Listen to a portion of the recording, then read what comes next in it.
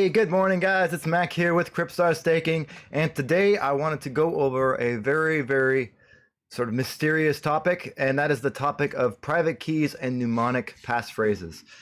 Now this topic is a bit confusing to those of you who aren't big into cryptography and the blockchain stuff. So today I'm going to walk you guys through basically what is a mnemonic passphrase, what is a wallet address, and like what it all entails, and then also what is a secret key, and what is like a good way to go ahead and kind of organize all of your private keys and mnemonic keys in a safe, organized fashion so that you can keep your crypto protected while still being able to access it with various dApps and things like that. So I'll tell you about my methods for going ahead and organizing my crypto keys. Coming out of focus. Come back to me. There we go. I'm going to go ahead and show you my methods and how I go ahead and organize my private keys and my crypto so that I can use it on the dApps efficiently, but I can also be extremely secure and nobody can steal my crypto. So let's go ahead and head over to my little diagram I made. This diagram I made especially for you guys. It kind of gives you a visual idea of how crypto keys work. This works for any BEP39 or BEP44 based crypto out there. That includes Ethereum, and there's a whole list of them. Actually, let's go ahead and go head over here. You can see all the list of all the different cryptos that support it. Tezos actually isn't in this list. I put a request in to go ahead and have the Tezos devs be added to this list so that people could use this tool. It's a really useful tool and very commonly used amongst all the other cryptocurrencies, and Tezos has the same cryptography as the other cryptocurrencies. So if they added it here, it'd be really useful. This website is called Iancoleman.io, BIP39, and you can actually scroll to the bottom and get the offline version. So you can go ahead and create private keys and mnemonic passphrases offline, and you can store it on a hardware wallet. So go ahead and just go here, offline usage, click on that, and then download it here. And I'll put the link in the description, okay? So download that and save. Then you just open it, and it just opened it for me. So you can see it here. When you first use this, what you want to do is you want to go ahead and, for Tezos, you generate a 12 words, right? You press generate. And you scroll down here, and you'll see all of the different, this is for Bitcoin. Sorry, let's go ahead and switch to Ethereum. More people are familiar with Ethereum. So switch to F, okay? So it's going to calculate it. So basically, you have Ethereum, you have your private key over here, and this is the key that gives you access to do all the different functions with the wallet, right? So people can steal your funds, everything like that. People say, keep this safe, right? Actually, you want to keep this safe, but you also want to keep this really safe, okay? And also, you want to go ahead and if you feel like it, you can actually type in a passphrase, and this will be encrypted by your passphrase. So you can memorize this passphrase, or give it to your relatives, and then take your BIP39 mnemonic and you put that onto a paper wallet or like some sort of crypto steal or something like that, and hide it somewhere. And then if something happens to you, your family, they know the passphrase to go ahead and access this, or give each family member half of the passphrase. Then you will also have access to all of those basically access every single pathway on the mnemonic phrase. Now the way the paths work is a little diagram like this.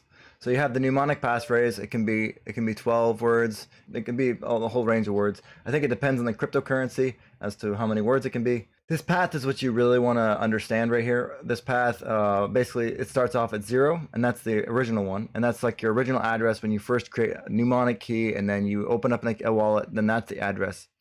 You can either fund that address, or you can look at other addresses on the wallet path.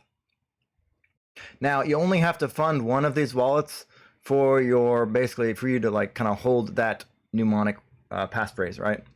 So once you get that mnemonic passphrase decided, you send some funds to one of the wallets, one of these wallets that are on it, underneath one of the paths, and then you can go ahead and use it. So for example, today we're going to go ahead and we're going to create a new wallet. Sorry, where'd that one I just had go? Here we go. So for the example, I'm going to go ahead and I'm going to copy this, right? Copy this, and I'll just remember passphrase in my head, right? We're going to use this with Temple Wallet today. So Temple Wallet we have here. Let's go ahead and import account. We're going to import a mnemonic, right? And you're going to paste that in here. Then you're going to type in a passphrase, passphrase. All right, that's the passphrase that I used. And then you can choose, like what I was saying here, you can kind of see the custom derivation path. That's the exact same thing as here. I think this one has a couple more. Basically, this one right here is basically what these two are. These two in the middle right here, these two zeros. So you can change this to 1, and it'll be basically this one right here. Okay. So a good way to go ahead and use like your fast keys and your your secure keys and your kind of secure your private keys and secure your mnemonic phrase. What you want to do is you want to secure the mnemonic phrase. And what I go ahead and do is I choose one of these paths to be my long-term hold wallet. Okay, and that's a secret wallet. I don't tell anybody about it. I tend to, I put everything in there. I only send to it through secure channels, and that's only unlockable via my 12 words, because I've never exported the private key from that. So basically, in order to do that, go here, import account. Okay, so this is your new private key. You want to remember that, right? So I'm going to keep note of that, right? And then I want to go ahead and, as you can see, BRBQ is here. So I'm going to go ahead and send 1 Tez to that, just to make it secure, right? I'm going to go ahead and send 1 Tez to that. Or 0.1 Tez is fine.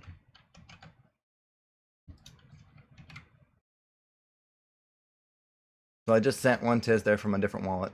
Okay, so it'll show up there in a second. Just so you guys know, this RockPi right here, that's actually my private node I use so that I can have faster transactions. Okay, so you can see here, I got my 0.1 Tez now. So an easy way to do this is basically, like I just said, to write those 12 words down, right? Then, if I want to make this my fast account, what all I have to do is go ahead and go to settings. Oops. Go to reveal private key. And this is the password of the whatever account it is. So you can see this is my private key right here. Okay? I'm never going to use this again. You guys can steal my 0.1 Tez. I don't care. I'll just send it back after this. Okay, anyways. So you want to copy that. And now you can use this private key basically anytime. Basically anytime you want to do something, interaction with the DApp. Then what you can do is go ahead and take that number again. To create a long-term account, what you want to do is go ahead and go to settings. Oh, sorry. Yeah. Go to import account.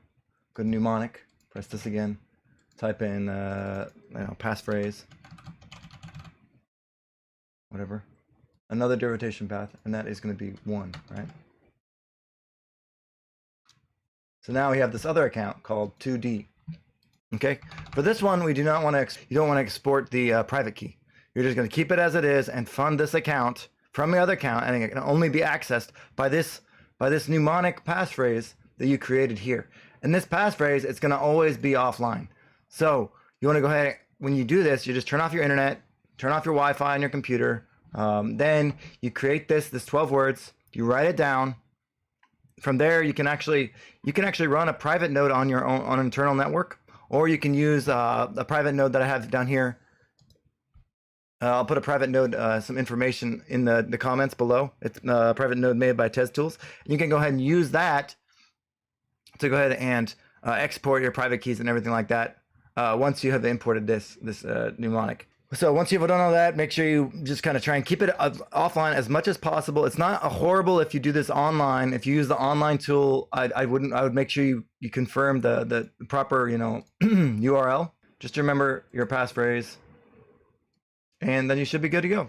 Anyways, guys, thank you for watching the video today. I hope this helped you understand how mnemonic passphrases work and how private keys work, and I hope this gave you a good system so you can go ahead and secure your crypto in a very good way. Now, if you like this video, please go ahead and subscribe and hit the notifications bell below, and I will see you next time. Bro, we need to pump it. Everybody, go to Twitter and hashtag the things, pump it. Pump it real good. We need a good pump. Everybody deserves a nice Tezos pump.